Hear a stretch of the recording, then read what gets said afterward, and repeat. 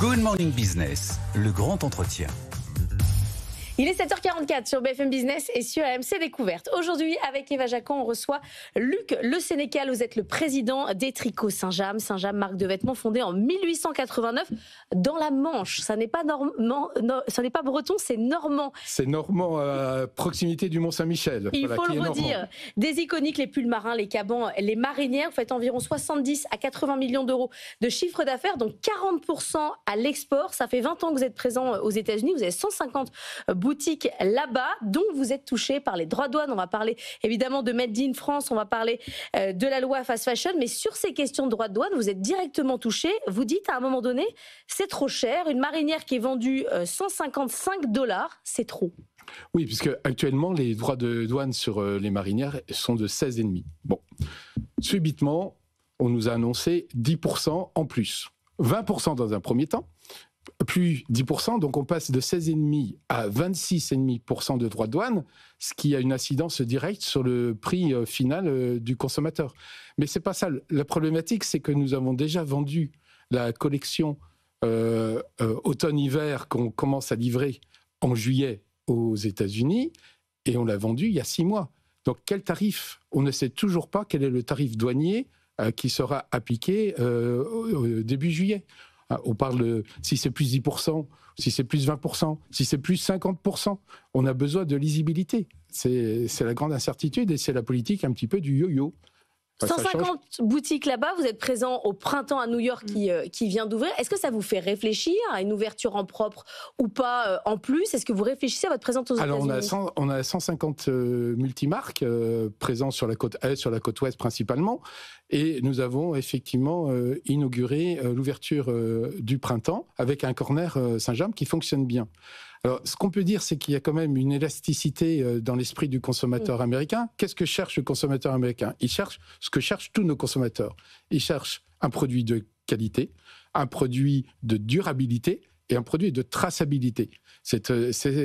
On dit il y a 4 marchés dans le prêt-à-porter en France. Vous avez la fast fashion, l'ultra fast fashion dont on pourra parler. Vous avez le milieu de gamme et vous avez les marques premium comme Saint-James, comme Petit Bateau, comme d'autres, et le luxe. Donc nous, on est dans la catégorie marque premium avec des fabrications puisque 70% de nos produits sont fabriqués dans nos ateliers. C'est l'emploi, c'est 300 emplois. Mais vous n'avez pas l'élasticité prix du luxe, c'est-à-dire qu'à un moment donné, il y a un palier quand même. Non, surtout que depuis 2-3 ans, il y a eu beaucoup d'augmentations. Il y a eu des augmentations des prix des matières premières, laine, coton, de l'énergie, des salaires. Donc, il y a eu quand même une forte inflation, que ce soit en France, en Europe ou même aux États-Unis. Eva. Alors, dans la mesure où c'est compliqué d'anticiper avec les droits de douane, vous ne pouvez pas du tout augmenter vos prix parce qu'on sait qu'il y a d'autres acteurs français présents aux États-Unis, comme La Roche-Beaubois, qui ont augmenté de 5% leurs tarifs. Vous, c'est impossible. Alors, si c'est une augmentation de 5 à 10%, c'est jouable, mais on a déjà vendu la collection, puisque nous commercialisons ce que nous fabriquons. On contrôle. Donc, on prend... là, on est sur la saison printemps-été qui se termine. Là, on va livrer l'hiver à partir de juillet, que ce soit en France ou à l'export. Et c'est des commandes qui ont été prises il y a 6 mois, puisque nous fabriquons, nous contrôlons, nous fabriquons ce que nous vendons pour éviter le gaspillage. Sur la loi fast fashion, il y a une partie du secteur du commerce qui demande à déférencer Shein et Temu pour plus qu'on ait accès aux applications pour baisser les ventes. Est-ce que c'est la bonne stratégie ? Comment est-ce que vous pensez qu'il faut lutter, s'il faut lutter contre ce segment de marché ? Oui, il faut lutter. Alors, il ne faut pas lutter forcément contre la fast fashion. Il faut lutter contre l'ultra fast fashion, dont l'enseigne que vous venez de citer. Pourquoi ? Parce que c'est une concurrence complètement démesurée. Certains fabricants, notamment de sous-vêtements français, ont essayé de réduire leur prix par 2 pour être compétitifs. Ça, c'est le slip français.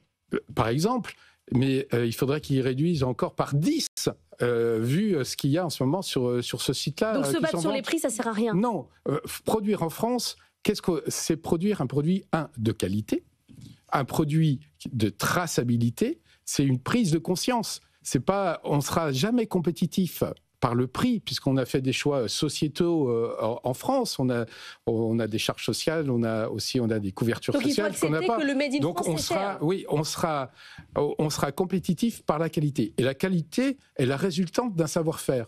À Saint-James, nous avons 300 personnes en production. C'est une entreprise du patrimoine vivant. C'est 18 mois de formation. Voilà, c'est tout un écosystème. C'est un écosystème régional. C'est un savoir-faire ancestral régional à dimension internationale. Et on n'en se sortira que par ce biais-là et jamais par le prix. Jamais. Mais qu'est-ce que vous pensez de la loi là, qui va être votée au Sénat à la mi-juin? Est-ce que vous pensez que c'est nécessaire? Est-ce qu'il faut aller plus loin? Alors, d'abord, il faut voir ce qui va être voté, puisqu'il y a quand même beaucoup d'allers-retours entre le Sénat, l'Assemblée nationale, donc j'attends. Je pense que les mesures qui ont été prises aux États-Unis de taxer, je crois que c'est 50 €, oui. 50 $, bon, l'équivalent à peu près de 50 €, c'est déjà une bonne chose. Il faut éviter cette concurrence qui est une concurrence déloyale. Encore une fois, il y a 4 positionnements dans le marché, ça suffit, il ne faut pas aller au-delà de l'ultra fast fashion, à mon avis. Comment se portent vos ventes en France? On parlera après de l'international et notamment du Japon. On a un marché du retail, du textile qui est autour des 1%, qui est quasiment stable. Il y a toujours des marques de prêt-à-porter qui font faillite. De votre côté, vous êtes sur quelle tendance? Alors déjà, vous avez eu... Moi, ce qui m'inquiète, c'est que vous avez eu 300 fermetures de sites de production dans le textile, le cuir, l'année dernière, en 2024. Donc, c'est de sites de production. Hein. De sites de production. Plus un certain nombre de boutiques. On parle de 2500 boutiques de prêt-à-porter qui ont fermé. Donc ça, c'est la concurrence de l'ultra fast fashion. C'est la concurrence aussi du recyclage, etc. etc. La seconde main. La seconde main d'une façon générale. Pour Saint-James, nous sommes une marque refuge. Donc, toutes nos boutiques en 2024 ont été en positif, notre centaine de boutiques en France. C'est le cas aussi cette première année, c'est le début d'année, avec un mois de mai beaucoup plus difficile suite aux différents ponts. Mais on tient la barre, on résiste parce qu'on a... ces nouveaux consommateurs, on a rajeuni la marque, la moyenne d'âge de 10 ans ces 10 dernières années. Donc il y a une prise de conscience. On achète moins, on achète mieux. Il faut savoir que ces 10 dernières années, vous avez eu quand même, sur le marché en France, on est passé de 2,3 milliards de vêtements par an à 3,2 milliards, plus d'1 milliard.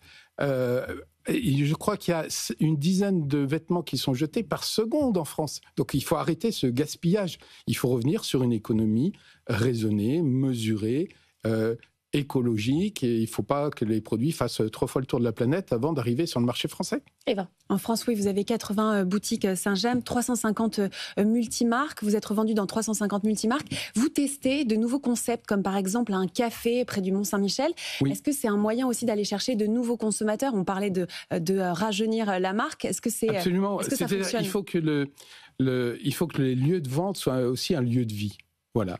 Donc, on a commencé par ouvrir un Saint-James Café en Corée, avec un succès. C'est notre première boutique. On a 12 boutiques en Corée du Sud, et c'est maintenant le Saint-James Café qui est la première boutique. Alors, le but, c'est pas de vendre du café, mais c'est surtout d'avoir un lieu de discussion où on se sent bien, où on ne consomme que des produits français.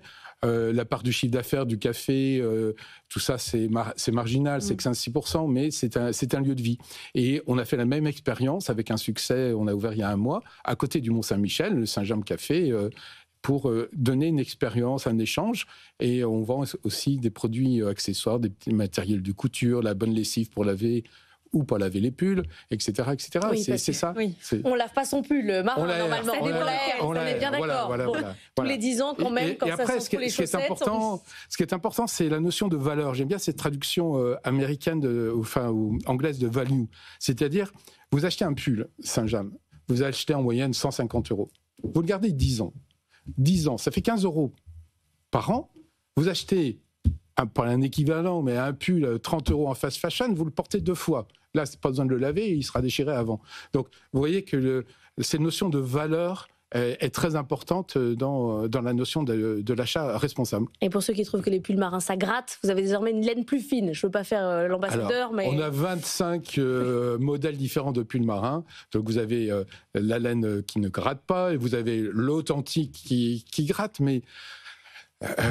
Et on n'est pas obligé de faire du bateau en ayant un Saint-James. On peut le porter en ville. On peut le porter en cajole. À Osaka, vous vendez quand même une marinière Saint-James toutes les 5 minutes. Oui, alors on a la chance d'être partenaire de l'Expo universelle d'Osaka, puisque Saint-James habille tout le staff du pavillon français et tient une boutique avec Arteum. Et on a fait un exploit. Il y a 4 ans, à la dernière Expo universelle de Dubaï, malheureusement, la boutique, il y avait peu de produits en France. Là, à Osaka, la boutique qui est tenue par Saint-James et par Arteum, tous les produits sont fabriqués en France. Et effectivement, nous vendons mieux que ça. La semaine dernière, il y a 15 jours, c'était une marinière toutes les 5 minutes. Maintenant, c'est une marinière toutes les 3 minutes. Ah oui. Une marinière Saint-James, bien sûr, puisque la marque est présente depuis plus de 30 ans au Japon. Et c'est la référence de la marinière, bien évidemment. Merci beaucoup, Luc Sénécal, le Sénécal, d'être venu sur la matinale de l'économie.